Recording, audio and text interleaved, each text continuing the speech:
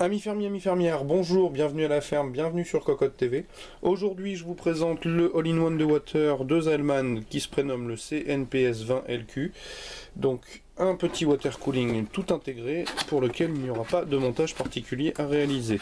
Donc, je le sors rapidement de la boîte. Comme vous le constatez, si vous nous suivez, nous avons de grandes similitudes avec un modèle Aztec, pour la simple et bonne raison que c'est à peu de choses près Aztec qui doit le faire.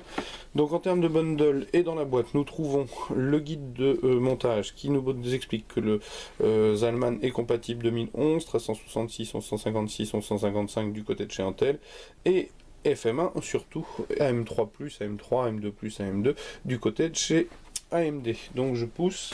Nous avons aussi un sachet de visserie avec les différentes backplates Intel et AMD, des petits patins anti-vibratoires et tout un tas de petites choses pour faciliter le montage. Nous avons aussi un 120 mm badge Zalman qui nous explique qu'il est ultra quiet, donc très très silencieux. Il est aussi en PWM. Les vitesses de rotation sont de 900 jusqu'à 2000, donc le ultra quiet, j'ai quelques doutes par rapport à la vitesse de 2000. Je suppose que ça doit être un petit peu moins silencieux que ce que Zalman veut bien nous le dire, mais bon.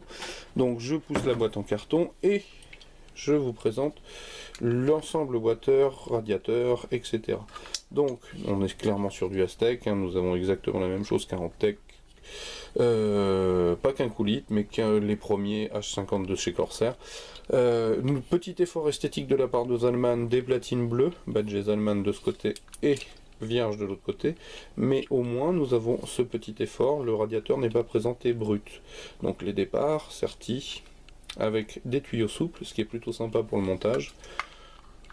Et je vous présente la pompe. Donc par contre, si les tuyaux peuvent se déplacer ici, sont mobiles, ce qui est assez pratique au niveau du montage, ça évite de galérer.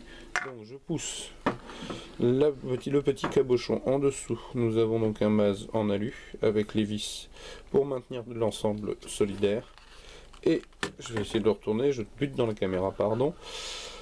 L'ensemble pompe waterblock pompe, donc badge Zalman, pas de rétroéclairage à ce niveau, une simple pompe circulaire, enfin un simple ensemble circulaire, tout ce qu'il y a de plus basique, mais pour lequel le montage est assez facile, quoique il faille aller attraper les petites dents ici, ce qui n'est pas toujours évident au premier coup, mais finalement ça se monte assez bien.